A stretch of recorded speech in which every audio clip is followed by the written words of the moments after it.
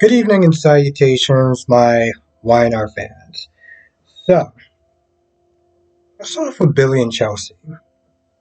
Now, I'm all for Billy leaving Jabal, not just because of the stuff that he listed, or actually, tell you the truth, exactly the stuff that he listed. The fact that Kai wants his job, that Diane wants to then hand him his job, and that he feels secretly Jack kind of wants to hand it to him too. But even if that's not the case on that part, how many times you gotta sit there and be butting heads with him? How many times you gotta be sitting there butting heads with him about certain strategies as far as Tucker, as far as the company, as far as Diane? How many times you gotta sit there and keep butting heads with him as opposed to just being like, you know what, let's sit there and work with Mom Dukes? Like you said, Mom Dukes is literally at that company by herself.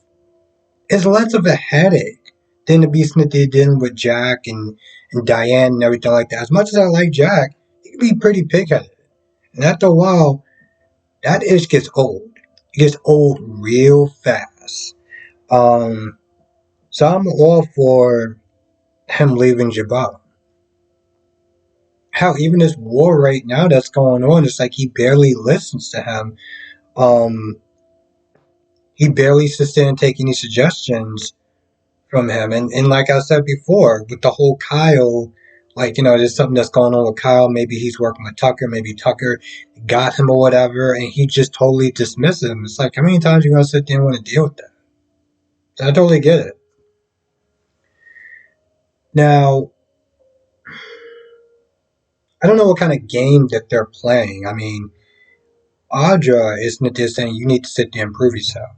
You need to sit there and get something to Tucker to let him know that you're not playing this. And, Kyle's like, how do you know that he's not sitting there playing you?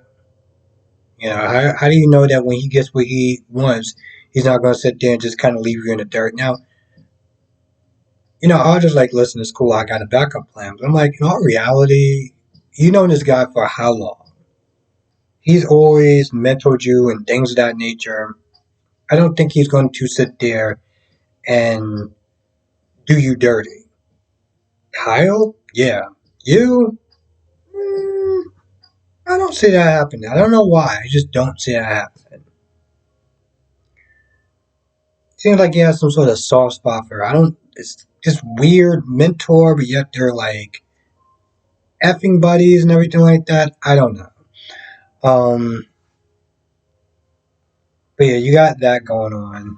And then when Tucker gets back from the Abbots, it's just saying, "Oh, I want to sit there and just have peace, this, that, and the third, and can we just get along and yada yada yada." Jack is like, listen, even if I was sit there and believe you, which I don't. Um, I don't exactly remember the words that he was meant to saying, but he was like, I just want to be over with this. I want to be over and I want to be done with this. So when Tucker leaves, Tucker texts Audra, but Audra's, too busy sitting there knocking boots with Kyle.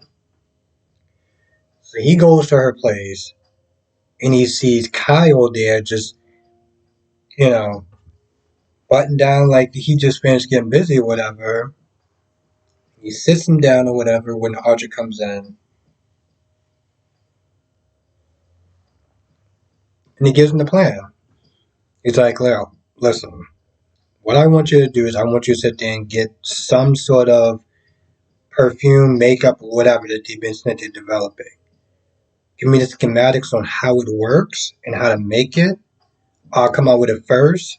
They'll look stupid. They'll lose their edge, and on top of that, they'll lose their trust within each other.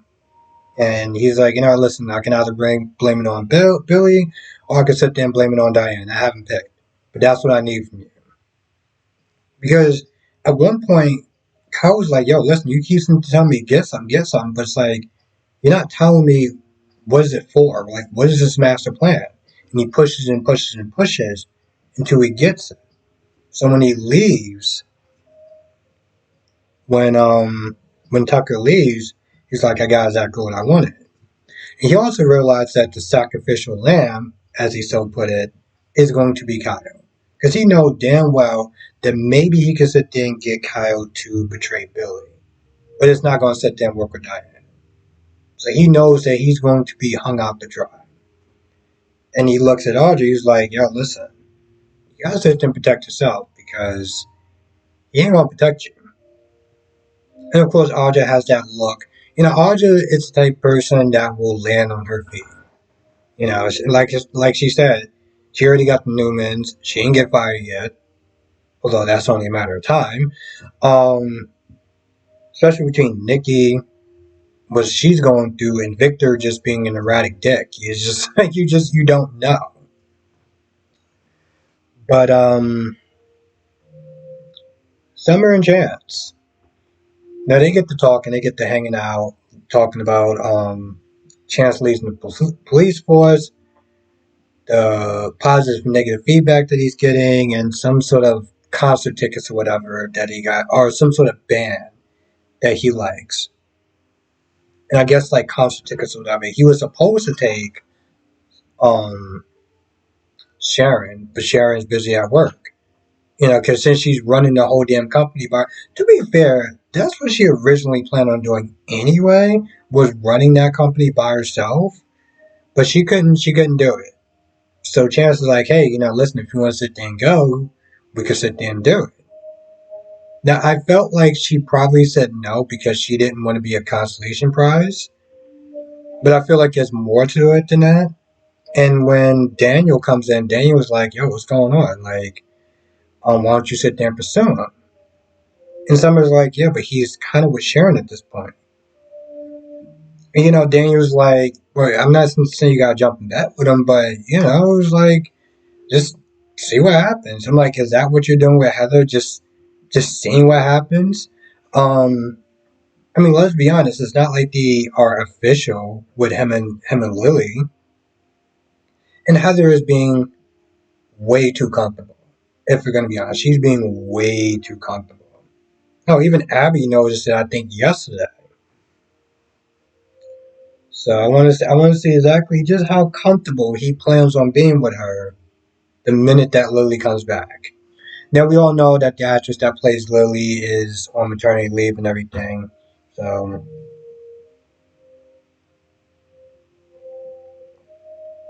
but I will sit there and say, because she was pregnant the whole time, that at least they have better camera angles. Listen, I will never, ever, ever forget or forgive on General Hospital when they did that with Lula. And, people sit there telling me, oh, well, they can't sit there and fire a pregnant woman. It's like, yeah, they can't, but then they got to sit there and do better. Because if it looks like she's pregnant, it's just going to throw the whole fantasy off.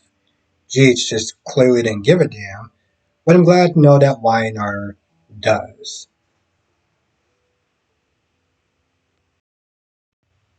At the end of the episode, um, Ashley sells him the company, and I guess that's, at this point, it's like, let the games begin. Also, Jack keeps me there talking about how he's going to release this damning evidence and everything. Um, Now, I don't think it's going to be too bad for Tucker. But Audrey, on the other hand, I feel like she may be.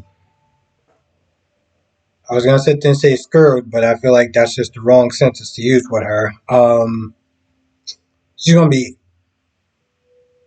You know what? There's really no right sentence for that. The point is, it's not going to go well for her. Let me see if I. Nope, I think that's pretty much about it. I can't really think of anything else. Um, I gotta sit there and say another good episode. And the thing is, although it was a slow burn, they know how to keep the drama going, and I can appreciate that. It's like I watch all four soap operas, and I know that YNR can be more the slower one compared to like GH, which used to be the action and suspense one, and now they're just dragging their feet. It's like YNR's strength is in a pace like this. GH doesn't work on a pace like this. That's why people always refer to it as the good old Bob Guza days. But YNR is working fine with this. Also, like I said in one of my live streams, people were so mad and pissy that, the breakdown writers got fired and stuff. But the show's been a lot better since the breakdown writers got fired, got let go. I'm gonna be honest. When I first started watching, I was like, man, this is. I'm not gonna lie. I kind of mostly stuck with it because I do all the soap operas and stuff like that, and eventually I was gonna, at the while do live streams. So it was really good that I actually did watch all four. But watching it now, it's a lot easier. Like I said, people were just so mad. It was like, oh, they fired a bunch of women, and one of them was a woman of color, and it's like, but the show's doing a lot better now. And and the sad thing is that I don't hear people sit there whining and complaining about that now. Not really. You may have one or two, a couple of outliers or whatever, but for the most part, people are actually liking it a lot better. Also, just on a side note, yesterday, not Chelsea, Chloe, Jesus Christ, that woman is annoying. It's just yammering about the same thing and whining to Nick about, oh, you need to sit there and stop this whole thing. You need to fight for her. You have to fight for her. You abandon her. I'm like, bro, why don't you sit there and worry about your own little weird marriage that you got going on? A marriage that, let's be honest, no one really buys. Because I have said it before and I'll sit there and say it again. He does not come across as the husband, he comes across as the gay best friend. Like, why don't you worry about that marriage instead of sitting there worrying about being all up in Nick's face? Like, that was so over the top. Now, I don't do the whole Team Nick and Team Adam. I don't do that. But it does start to sound like a broken record after a while, especially with Chloe. Just saying. It's like, and I don't think that the writers or whatever, I don't think that they actually they really take feedback in that. It's like they kind of, I don't want to say it's like they enjoy it, but it's like they know how to rile up the fans of Adam. They know how to rile them up. I almost kind of sat there. I was like, what was even Chloe's purpose of being on the episode yesterday? Because she didn't really seem like she had a purpose. It's like she's just there. And usually when she's there, 9 times out of 10, she's Sally's sidekick. Anyway, I can't really think of anything else that would have happened, so if I forgot anything, you know what to do. Write in the comment section. I want to thank you for joining.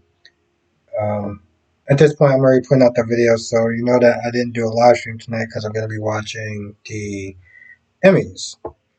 So, but tomorrow, if you're a member, I will be doing a live stream. If you're not a member, definitely click the join button below and become a member. Exclusive videos that I only do for members, member shoutouts.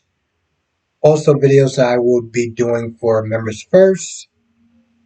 I'll be dropping it for members first. And then after a couple of days, I'll put out for the rest of the public and members monthly shoutouts. So with that being said, I'm going to go. I want to thank you for watching.